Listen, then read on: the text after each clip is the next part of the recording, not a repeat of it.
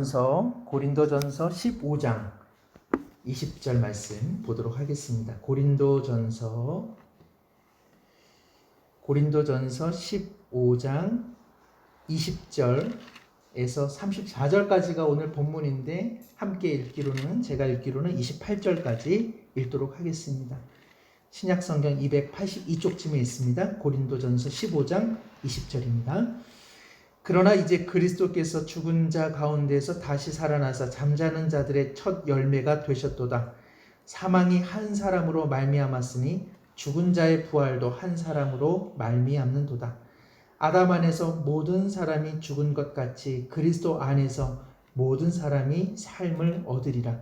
그러나 각각 자기 차례대로 되리니 먼저는 첫 열매인 그리스도요, 다음에는 그가 강림하실 때에 그리스도께 속한 자요, 그 후에는 마지막이니 그가 모든 통치와 모든 권세와 능력을 멸하시고 나라를 아버지 하나님께 바칠 때라. 그가 모든 원수를 그 발 아래에 둘 때까지 반드시 왕 노릇 하시리니 맨 나중에 멸망받을 원수는 사망이니라. 만물을 그의 발 아래에 두셨다 하셨으니 만물을 아래에 둔다 말씀하실 때에 만물을 그의 아래에 두신 이가 그 중에 들지 아니한 것이 분명하도다. 만물을 그에게 복종하게 하실 때에는 아들 자신도 그때에 만물을 자기에게 복종하게 하신 이에게 복종하게 되리니 이는 하나님이 만유의 주로서 만유 안에 계시려 하심이라. 아멘. 저희는 고린도 교인들 덕분에 다시 한번 부활의 얼마나 중요한지를 함께 나눠보고 있습니다. 고린도 교인들의 연약함이 오히려 우리에게는 부활의 참 소망이 무엇인지, 또 부활이 의미하는 바가 무엇인지를 좀 더 깊이 고찰하게 합니다. 사람은 누구나 자신의 이름을 남기기를 원합니다. 그 이면에는 삶에는 유한함이 있다는 사실, 그리고 삶은 영원하지 않다는 불안감들, 그리고 결국은 잊혀지고 말 것이라고 하는 그러한 마음의 우울함이 끊임없이 무언가 자기의 이름을 남기려 하는 것 아닌지 모르겠습니다.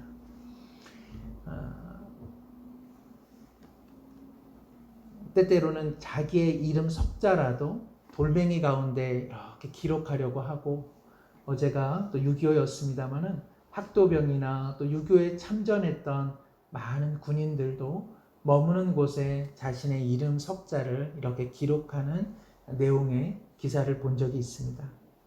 어떤 사람은 자신의 업적을 통해서 자신의 이름이 후대에 기억되기를 원합니다. 또 어떤 사람은 자신의 묘지를 웅장하게 조성함으로써 후대가 자신을 기억해 주기를 원하죠.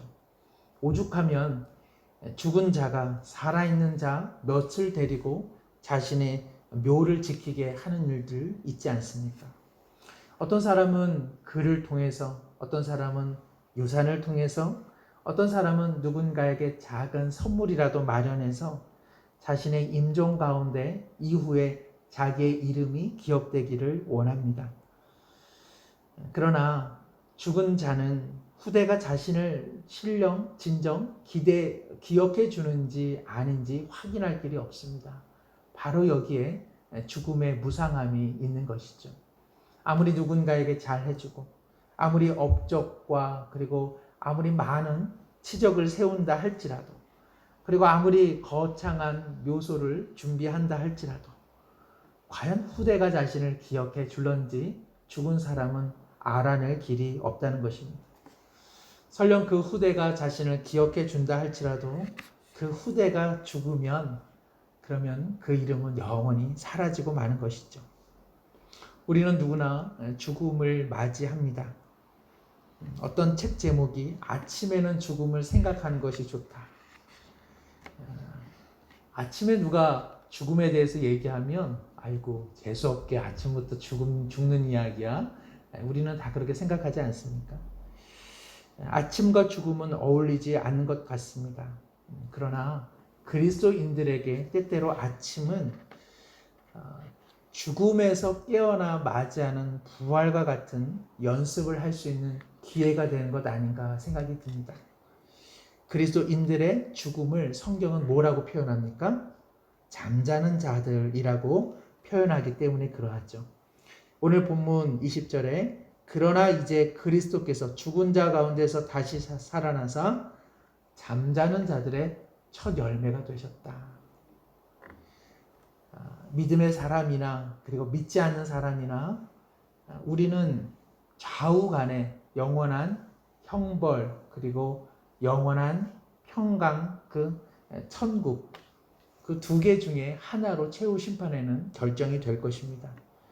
때때로 믿지 아니하는 사람들은 영혼과 육체가 다 사라지고 소멸해 버린다라고 주장하는 사람도 있지만 그리스도께서 말씀하신 것을 우리가 끊임없이 바라보면 믿지 아니하는 사람들이 그저 영혼과 육체가 사라지는 것이 아니라 영원한 형벌 가운데 거하게 되고 그리고 믿음의 사람들도 영혼과 육체가 새롭게 되어서 하나님의 의의 평강의 나라에 영원히 안식하게 되는 것을 우리는 보게 됩니다.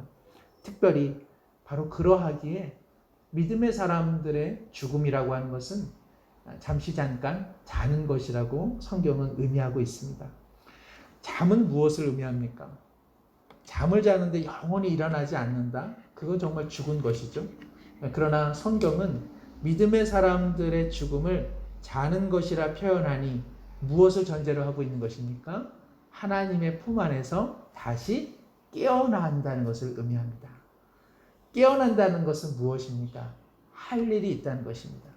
우리는 천국에 가서 그냥 무료하게 지내는 것이 아니라 그것은 땀과 그리고 고통을 수반하는 일은 아닐 것입니다. 그것은 무엇인지는 잘 모르지만 기쁜 일이고요. 하나님 안에서 끊임없이 만족을 누리는 감사의 일일 것입니다. 중요한 것은 우리가 깨어난다는 것이죠. 우리가 깨어났을 때에 홀로 정막한 시간에 깨어나서 아무도 없네 하는 쓸쓸함의 깨어남이 아니라 하나님께서 그리고 광명하신 그 빛 가운데서 깨어나니 얼마나 그날은 행복하고 복된 일입니까? 우리가 아직 천국에 다다르지 않았기 때문에 때때로 이 세상에 여전히 미련을 갖고 있고 때때로 이 세상에서 좀 더 살면 좋겠다 등등의 생각을 은연중에 가지겠지만 천국에 도달하는 순간 우리는 모두 무슨 생각을 할까요? 참 고생스러웠었구나.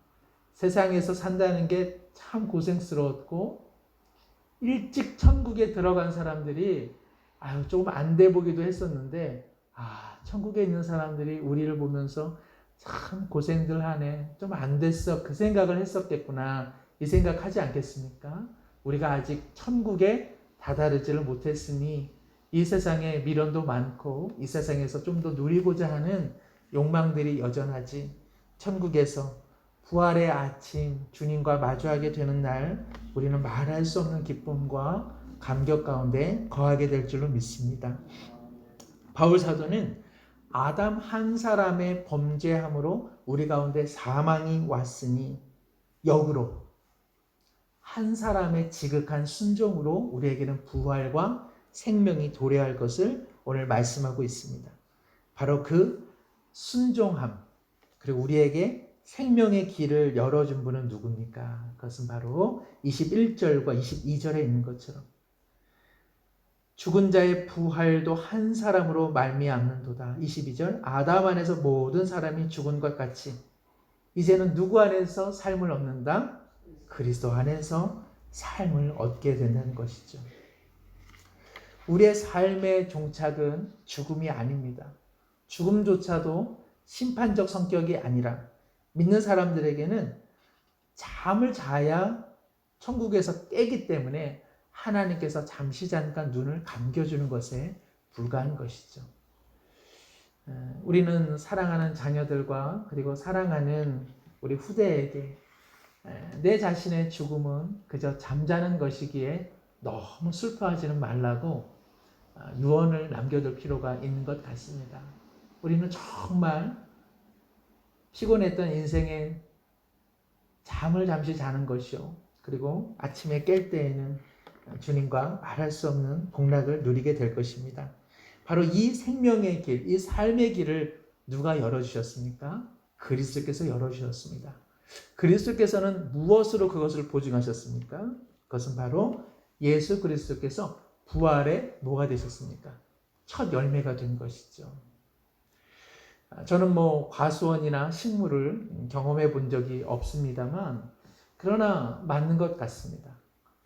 첫 열매가, 첫 과실이 풍성하면 어떻습니까? 그해 농작물, 그의 소출은 좋은 것 아니겠습니까? 첫 열매를 보면 앞으로의 추수와 거둠이 어떠한지를 대번에 알 수 있는 것 아니겠습니까? 하나님께서는 첫 추수를 하셨는데 그것이 바로 그리스도의 첫 열매로서의 부활입니다. 그렇기 때문에 예수 그리스도 안에 있는 사람들은 첫 열매가 워낙 튼실하기 때문에 어떻다는 것입니까? 다 부활의 새 아침을 맞이하게 된다는 것이죠. 믿음이라고 하는 것은 무엇입니까? 내가 예수님을 믿으니까 내가 부활할 거야. 나는 부활할 거야. 나는 부활할 거야. 어디 모여 있으면 내 삶을 어떻게 해보면 나는 부활할 거야. 이것이 아니죠. 하나님께서 예수 그리스도를 통해서 부활의 첫 열매가 되게 하셨으니 그리스도 안에 있으면 너도 부활하게 되리라. 주님이 말씀하셨고 그 사건이 실제로 일어났기에 그 사건을 우리가 믿는 것입니다. 우리가 열심히 믿으면 부활하는 것이 아닙니다. 이미 외적으로 객관적인 사건이 일어난 것이죠. 그리고 그 사건을 바로 나를 위한 하나님의 사건인 줄 믿는 것, 이것이 바로 믿음이라는 것입니다. 약이 좋아야 합니다. 약이 좋지 않으면 아무 약이나 먹고서 난다 해서 병에 고침이 있지 않습니다. 좋은 약이 있고요. 그리고 그 약을 내 것으로 삼는 일, 그것이 바로 믿음이라고 하는 것이죠. 그러니 좋은 약이 자랑거리입니까? 내가 그 약을 먹은 게 자랑거리입니까? 자랑이야 좋은 약이 자랑인 것입니다. 우리가 누구의 믿음을 그렇게 스스로 자랑하지 않을 필요가 있는 것은, 우리의 믿음보다 중요한 것은 하나님께서 예수 그리스도를 통해서 이루신 일이 너무나 놀라운 일이기 때문에 그러합니다. 아무리 믿음이 좋아도요, 거짓된 것을 섭취하고 믿기 시작하면 아무 일도 일어나지 않습니다. 사랑하는 성도 여러분, 믿음의 열정도 중요하지만 무엇을 믿는지를 그래서 끊임없이 고찰하고 생각해 볼 필요가 있습니다. 얼마나 세상에 믿음 좋은 사람 많이 있습니까? 헛된 것을 보고서도, 그리고 헛된 내용을 가지고서도 손에 있는 손금 없어질 정도로, 그리고 무릎이 달 정도로 열정을 다해 믿음, 신앙생활, 종교생활 하는 사람 얼마나 많이 있습니까? 신앙의 가장 중요한 것은 얼마나 잘 믿는 믿음의 열정이 아닙니다. 무엇을 믿느냐가 중요합니다. 어떤 분을 믿느냐가 중요합니다. 내가 믿고 있는 그 내용과 대상이 누군지가 중요하지, 우리가 아무리 신앙이 좋아도 나무와 돌을 믿어서는 아무 일도 일어나지 않습니다. 우리가 부활하게 되는 의미는 무엇입니까? 하나님께서 예수 그리스도를 죽임 가운데 부활시키신 그 은혜 때문에 우리도 그리스도 안에서 잠자는 것에 그치지 않고 깨어나게 되는 줄로 믿습니다. 오늘 말씀 한 가지, 그 큰 윤곽을 하나 하나님께서 우리 가운데 제시하고 있는데, 첫 열매이신 그리스도께서 부활하시고 23절에 그 다음에는 예수 그리스도께서 역사의 종말을 가져오시는 강림할 때에는 아직 생존해 있는 그 그리스도인들이 이제 하나님의 은혜의 나라로 부름을 먼저 받는다는 것이죠. 그 다음에 죽은 자들, 그들이, 천국에 있는 그들이 바로 새로운 육체를 입고 이제 완전한 영혼과 육체가 하나 된 몸으로 하나님의 의의 통치를 받는다고 오늘 23절과 24절이 말하고 있습니다. 24절 하반절과 25절 이하의 말씀은 무슨 내용이냐? 부활하신 예수님께서 하나님의 보좌 우편에서 하나님께서 예수님에게 모든 권한을 위임하셨다는 내용입니다. 우리가 우리는 사실 나무 속에 살아가고 있습니다. 우리는 하나님이 하고 계시는 전체 숲에 대한 조망을 아직 갖고 있지 못합니다. 그러니 하나님께서 이뤄가시는 역사는 반드시 의미가 있고 하나님의 놀라운 섭리 속에서 모든 일들은 하나님께서 이루시고자 하는 목적에 맞게 다 연합되어 선을 이루게 되는 줄로 믿습니다. 요셉의 삶이 어떻습니까? 그 나무와 나무 속에서는요, 노예살이였고 그리고 감옥살이를 살 수밖에 없었습니다. 그런데 요셉이 그리고 형제들과 그리고 아버지와 떠나 살았던 그 험난한 세월, 그러나 숲의 전망을 다 보게 된 그의 이후의 삶에서는 뭐라고 얘기합니까? 사랑하는 형제들이요, 형제들이 나를 이곳에 보내신 것 아니라 하나님이 나를 보내셨고, 그리고 여러분은 저를 죽이려 하였으나 하나님은 나를 이 애굽 땅에 먼저 보내사 당신들의 생명을 살리고자 하셨습니다. 하나님이 하시는 일을 우리는 나무와 그리고 이 숲 안에 들어가 있기 때문에 잘 모릅니다. 그러나 오늘 성경은 오늘 우리 가운데 말합니다. 너희가 비록 나무 아래 있다 할지라도 하나님이 이 인생과 역사의 숲을 다 관장하고 있고 통치하고 있기에 안심하라고 하는 내용입니다. 비록 사단이 십자가에서 패배당했지만 그러나 여전히 폐장병처럼 게릴라처럼 여기저기 들쓰고 다니기에 우리의 삶에는 뭐가 있습니까? 여전히 고통이 있습니다. 죄와 씨름할 수밖에 없는 실존의 문제가 있습니다. 코로나19가 왜 있습니까? 그것은 바로 하나님께서 일말의 악을 그리고 사단의 활동을 우리가 다 알지는 못하지만 이미 패배한 그의 활동을 여전히 하나님은 허락하고 계십니다. 그 이유를 다 알 수는 없습니다. 왜 고난이 있고 왜 고통을 하나님께서 한순간에 일수하고 있는지는 다 알 수 없습니다. 그런데 한 가지 분명한 건 무엇입니까? 오늘 말씀에 있는 것처럼 25절, 그가 모든 원수를 그 발 아래 둘 때까지 예수 그리스도께서 이미 십자가에서 디데이, 이 십자가에서 사단을 멸하셨지만 V-Day, 완전한 완성의 날 될 때까지는 그 원수를 발 아래 완전히 심판할 때까지 얼마간의 시간이 있겠지만 우리로 하여금 무엇을 기억하라는 것입니까? 예수님께서 왕노릇, 여기서 왕노릇이라고 하는 것은 왕으로서 세상과 우리의 삶을 통치하고 있음을 꼭 기억하라는 말씀입니다. 사랑하는 성도 여러분, 나무 속에서 그리고 숲 안에서 때로는 음침함을 경험하기도 하고 때로는 참 힘겨운 시간들을 보내기도 합니다. 그러나 부활의 첫 열매가 되시는 예수님께서는 지금 승천하셔서 나라와 민족과 우리 개인과 역사와 가정과 우주를 통치하고 계시고 그리고 그 정한 날에 하나님께서, 예수님께서는 이 통치하신 그 모든 영광을 누구에게 드린다는 것입니까? 하나님 앞에 올려드린다는 것입니다. 나의 아버지시여, 제가 하나님 아버지께서 제게 주신 모든 권한을 행사해서 하나님이 원하시는 대로 우주와 만물과 역사를 이제 마무리했습니다. 그리고 이것을 하나님 앞에 올려드립니다. 그 말씀이 오늘 바로 내용입니다. 말씀드리고자 하는 것은 우리의 삶 가운데 일어나는 모든 일들이, 역사 가운데 일어나는 모든 일들이 어떻다는 것입니까? 우연한 일 아니라는 것입니다. 그저 사단이 주권자로서 행사하고 있는 일 아니라는 것입니다. 누가 왕이십니까? 예수 그리스도께서 왕으로서 모든 것들을 통제하고 계시고 모든 것들을 주관하고 계시다는 사실입니다. 이것을 우리가 알 때에 이미 시작된 구원, 그러나 아직 완성되지 않은 구원 속에 일어나는 삶의 실존적인 문제들을 그러나 기죽거나 낙심하지 않고 믿음으로 용기를 가지며 살아갈 수 있다는 것입니다. 우리 가정의 왕은 누구십니까? 예수 그리스도. 우리의 한반도와 민족과 역사의 주관자는 누구십니까? 오직 예수 그리스도이십니다. 그분께서 사단을, 고난을, 고통을, 질병까지도 다 통제하시며 하나님 아버지의 뜻에 맞게 이루어 주시는 줄로 믿습니다. 사랑하는 우리 모든 성도님들이 시시때때로 죽을 일이 참 많구나. 그럼에도 불구하고 우리 심령 가운데 쉼과 평안을 얻을 수 있는 이유는 왕이신 주님께서, 부활의 첫 열매가 되시는 주님께서, 십자가에서 사단을 멸하신 주님께서 우리 가정과 삶의 공동체의 왕이 되심을 우리가 믿기 때문입니다. 이 믿음으로 승리하는 우리 모두가 되기를 간절히 소망합니다. 이 시간 한번 이와 같은 제목 가지고 함께 기도하겠습니다.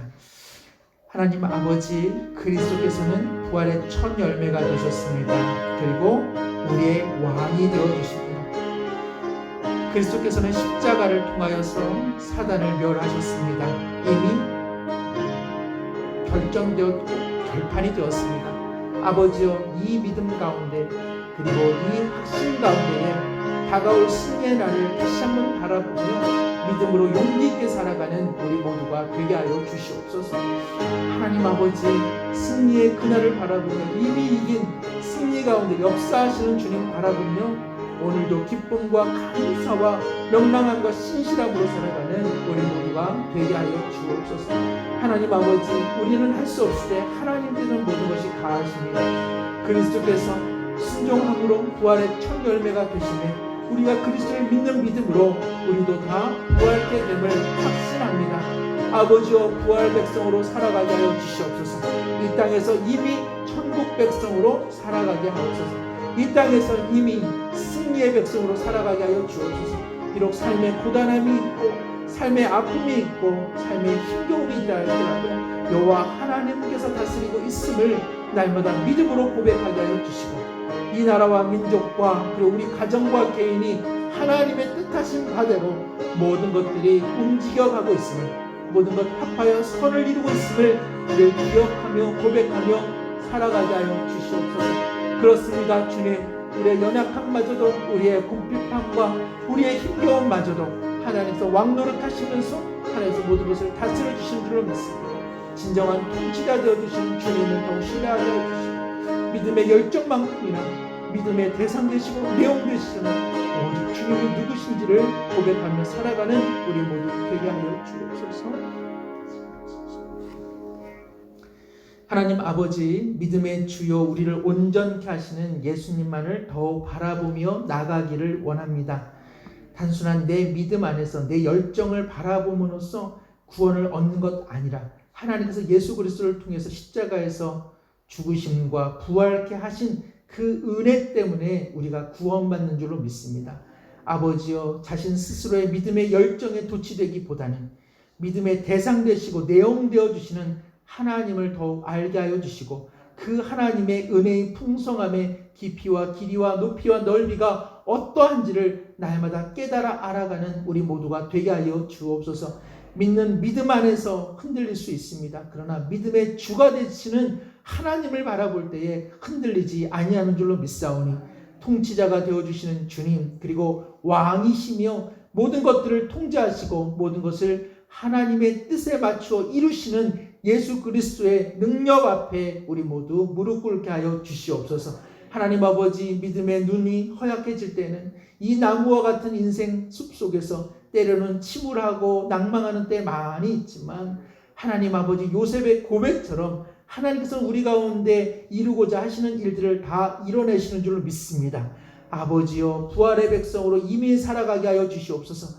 승리하는 주님의 천국 백성으로 이미 살아가게 하여 주옵소서. 이 나라의 통치자가 오직 주님이시나니 주님의 백성답게 살아가게 하여 주시고 십자가에서 이미 멸절한 사단의 위세에 두려워 떨며 유혹당하지 않는 우리 모두가 되게 하여 주시옵소서. 여전히 이미와 그리고 아직이라고 하는 구원의 출발과 구원의 완성 사이 속에서 우리는 실존적 어려움을 경험하며 살아가고 있습니다. 주님의 말씀 그리고 성령의 능력과 충만함으로 사단을 이기게 하여 주옵시고 비록 때때로 넘어질지라 할지라도 우리를 변호해 주시며 우리를 일으켜 주시며 우리를 끝까지 인도하시는 하나님 아버지의 그 풍성하신 사랑 힘입어서 하나님 날마다 믿음으로 살아가는 우리 모두가 되게 하여 주옵소서.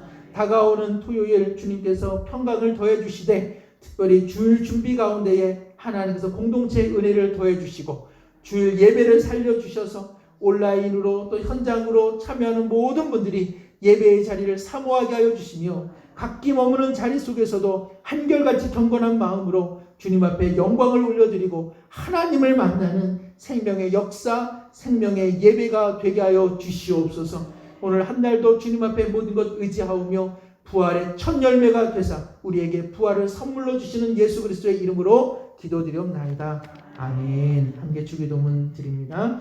하늘에 계신 우리 아버지여, 이름이 거룩히 여김을 받으시오며 나라가 임하옵시며 뜻이 하늘에서 이루어진 것 같이 땅에서도 이루어지리다. 오늘날 우리에게 일용할 양식을 주옵시고 우리가 우리에게 죄 진 자를 사하여 준 것 같이 우리 죄를 사하여 주옵시고 우리를 시험에 들게 하지 마옵시고 다만 악에서 구하옵소서. 대개 나라와 권세와 영광이 아버지께 영원히 있사옵나이다. 아멘.